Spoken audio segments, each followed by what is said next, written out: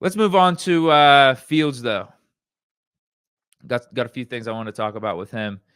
Talked about him a lot yesterday, and my opinion is that we need to have him be the starting quarterback for 2025. If not, we're wasting time. We need to figure out if he could reach his full potential, if he can be an elite quarterback in this league and go toe-to-toe with the likes of Joe Burrow and all these other AFC quarterbacks that are out here. And all signs are pointing to him being back. We got Jerry Dulac. Again, Pittsburgh Post-Gazette's own. Very plugged in with the Steelers reporter, saying in his chat script a couple days ago that at this point, he thinks Justin Fields will be re-signed. And he doesn't think it's going to be anything crazy. Because that's one of the things I think Steeler fans that want Justin Fields back should have to worry about is Fields going to price himself out of coming back to the Steelers and have another team believe in him to the degree where they're giving him a significant number. Maybe they're giving him like $20 million a year or something like that. 1 year deal for $20 million, 1 year deal for 15. But with him saying it won't be anything crazy, that makes me think it's going to be like 10 million or under. Because like 10 million is fair. 10 million is a fair market value for Justin Fields right now, given what some other dudes in similar situations have gotten over recent years. Like I went on Spot Rack and Fields calculated market value right now is $8.9 million in terms of average annual salary. And how they got to that number is they looked at Sam Darnold from last year. He got a 1 year deal for $10 million. Jacoby Brissett, 1 year deal, $8 million. I don't know if that's apples to apples though. Because look, age one signed for Brissett at 30. Jimmy Garoppolo, age one signed, 30, 1 year, $7 million. I think that was that his Raiders contract, 1 year for $7 million?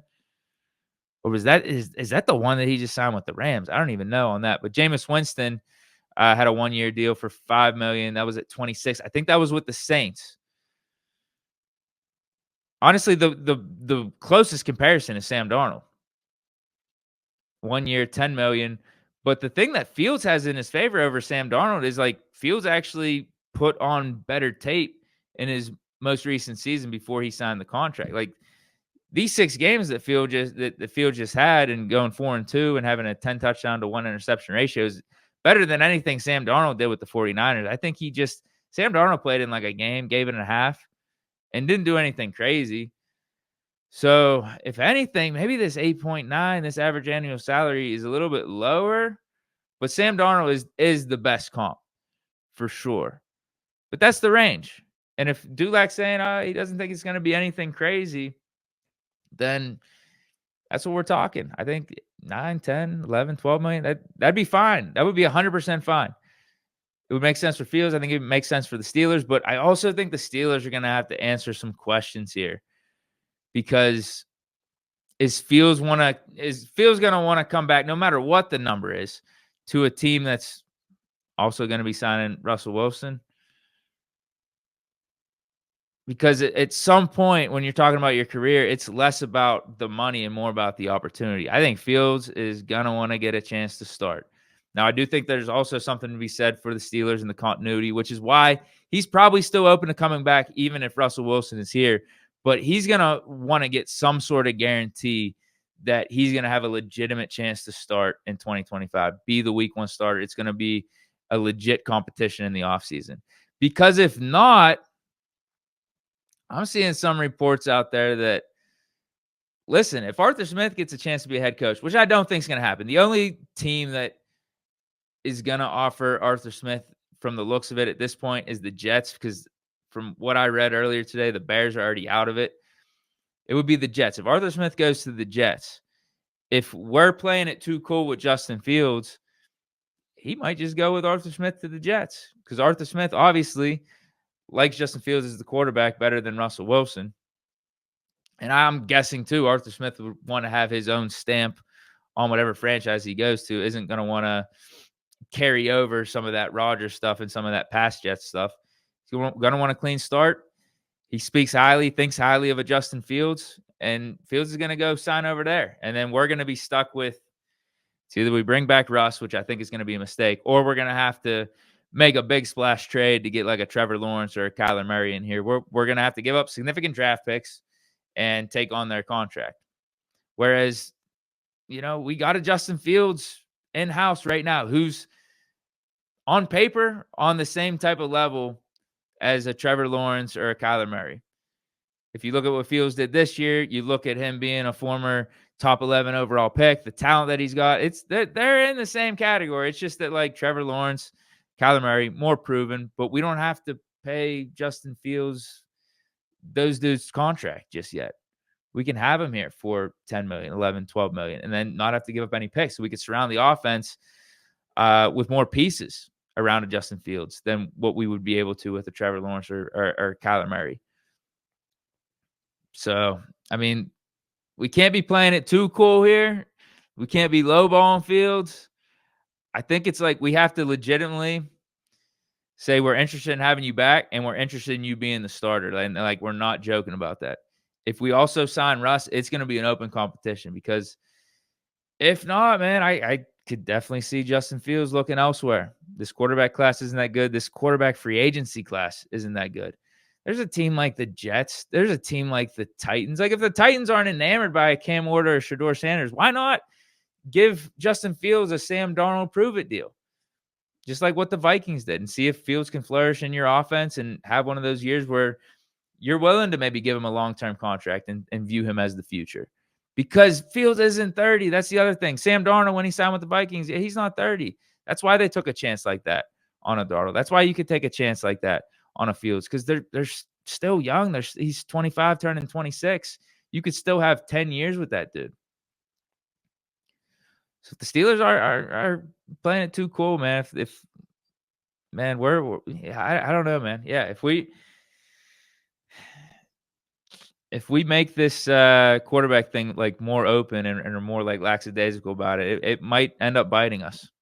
I think we got to be decisive. I think we got to know what we're doing and be upfront about it as well. Like we can't be having the cards too close to the vest here, because watch out, Fields might go elsewhere. He might go with Arthur Smith, might go to another team that's more definitive in his role and how they view him and would be willing to give him starters minutes, or at least a legit chance to be the starter. Whereas if you bring back Russ and you're playing this game that kind of we have been playing of, okay, we're bringing back Russ. He'll be in the pole position. We'll see what happens with him. I don't know if Fields is going to be up for that again. He's open to it clearly because he's already said he likes the continuity here and stuff, but at some point, dude, like enough sitting and waiting, enough like taking the safe approach, enough taking the conservative approach of putting Russ out there because of what he's done in the past. Bro, let's see what Fields can do, man. Let's see what he can do. Already a year under the system, half the year he spent sitting and waiting, learning that new perspective. He showed that he can win you games, play winning football in those first 6 weeks, 4-2. Let's see what we could do if we unleash this offense and cater things a little bit more towards Fields and open things up. That's what I'm about. Last thing, though, before we get out of here, I wanted to talk Diontae Johnson again. This is crazy, man. This is absolutely crazy. This is savage work by Baltimore, too. I don't know if you guys saw it today. Most likely a lot of you guys did, but Diontae Johnson got picked back up by the Baltimore Ravens after that disaster ending took place a couple weeks ago. How he didn't want to go into one of the games. Ravens suspended him. And eventually, like a week after that, they just ended up cutting him because they couldn't deal with Diontae Johnson and his behavior, his attitude towards the Ravens team. He ends up signing with the Texans. Get some snaps in the playoff game, too. Did he have a catch or two? I can't even remember. But actually get some snaps in this Texans wildcard game. And obviously, even though they were winning, you could see Diontae Johnson on the sideline was not happy with his role. He was more I above the team, more me above the team. And that disturbed the Texans to the degree where they waived him shortly after that wildcard win. And Diontae was floating out there on waivers, and the Ravens picked him back up despite the disaster ending that took place between them and Diontae Johnson to end the season. They picked him back up, but it's not a wholesome pickup. It's not something like, oh, we're going to give him a legit second chance, like prodigal son come back here, redemption story. No. It's they picked him up. So another team that might be still in the playoffs as these weeks go by won't be able to add a Diontae Johnson to their team. Because let's just read this from Schefter. He says, back to Baltimore. Ravens claim their former receiver, Diontae Johnson, on waivers today from the Texans per the league's wire. This is a procedural move. Diontae won't officially be awarded to the Ravens until after the Super Bowl. So he's not able to play at all this season. This isn't even about the Ravens bringing back Diontae, seeing if maybe he could play for them in these last couple of playoff games. No, he's done.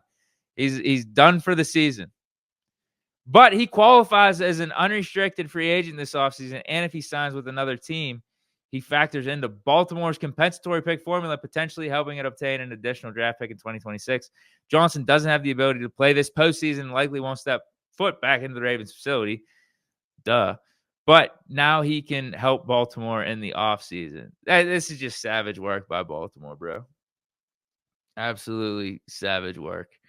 That's why that cliche, don't burn bridges, it's a cliche for a reason. It has stuck around. And Diontae obviously burned bridges with Baltimore, and they didn't forget. They were petty about this. They were savage about this once Diontae was waived by his newest team, the Texans, and said, we're going to pick you back up, but this is just to make sure you can't get a Super Bowl ring. You can't play with any other team for the rest of this postseason. But also, you're helping us back again, because that was one of the reasons why initially the Ravens were maybe not going to release Diontae. They were just going to have him be suspended and stay at home, because if he ends the season on the Ravens and signs with another team, they could potentially get a compensatory pick. So basically, this just added another team to Diontae's list of squads that he's been on over the last 365 days. Has been more embarrassment towards Diontae Johnson. The Ravens ultimately get what they still want from a business standpoint, having the rights for Diontae Johnson going into this offseason. And if he signs somewhere else, they're able to get that compensatory pick. Because once they initially cut him, they lost that option. But now in this weird, I guess, loophole, this weird way of doing business, they were able to kind of get everything they want here. They got their revenge on Diontae Johnson, make him look worse, make things look a little bit more embarrassing, and they also get the compensatory pick. So there you go. Again, life comes at you fast in the NFL. Diontae Johnson, example of that. 5 different teams in the last 365 days. He had a final year here in Pittsburgh, left on his contract for $18 million, had a role solidified as our number 2 receiver across from Pickens. If he just, if he would have stayed here, if he would have kept things a little bit lighter and not ruffled any feathers, could have had at least 700 yards, 800 yards, 900 yards, because obviously we needed some help at receiver, right? Obviously we needed help of a guy that could get open, a guy that could be quarterback friendly. I think he would have at least got 700, 800, 900 yards, and then he'd be looking at least another double-digit type of contract in the offseason. But now he's out where he's at. It's really unfortunate. I don't know. Like, the reputation's screwed. Like, that's the other thing. The reputation is tarnished for him. Even if he still can't play, because he's late 20s. He proved that he could kind of still play with the Panthers when Dalton became the quarterback. He was looking at like around 300 yards those first like 5-6 weeks before he got traded to the Ravens. I was talking about the Steelers trading for him. Honestly, when we were talking about wide receiver trades, I knew it couldn't happen because there was that rule that once you trade a player, you have to wait 2 years before trading for him back. I was talking about Diontae being one of the top options for us, but it couldn't happen. So, like, I was open to it. But now I think Diontae's credit is down the toilet. Not looking too good. I wouldn't be, I don't even know. I might be lying to myself here. I was going to say I wouldn't be opposed to bringing Diontae back in the offseason. Maybe. I mean, I don't know. This is just such a bad look, bro. Such a bad look. Yeah, 5 different teams in 1 year. What's the common denominator with all those different teams? It's been you. obviously something ain't right in your approach. Going back to like the Steelers and us talking about our playoff losses, our recent playoff history over the last 6 playoff games, 0-6. Obviously, so, like the approach ain't work. We're the common denominator in these playoff games here, you know. So it's same thing with Diontae.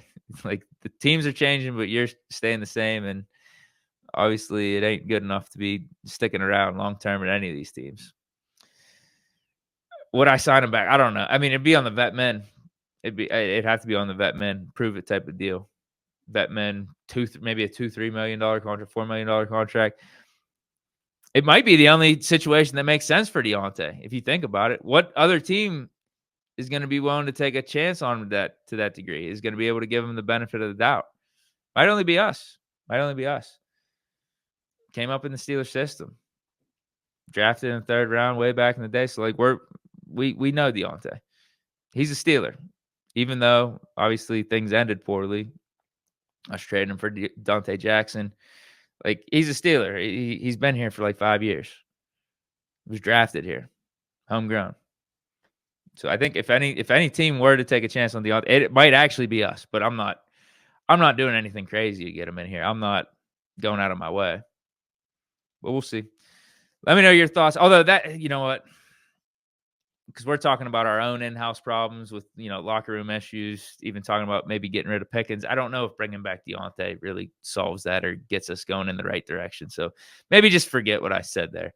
Either way, let me know your thoughts about all the topics discussed down in the comments. Hope you guys enjoyed talking some Steelers ball here. Stay chilling.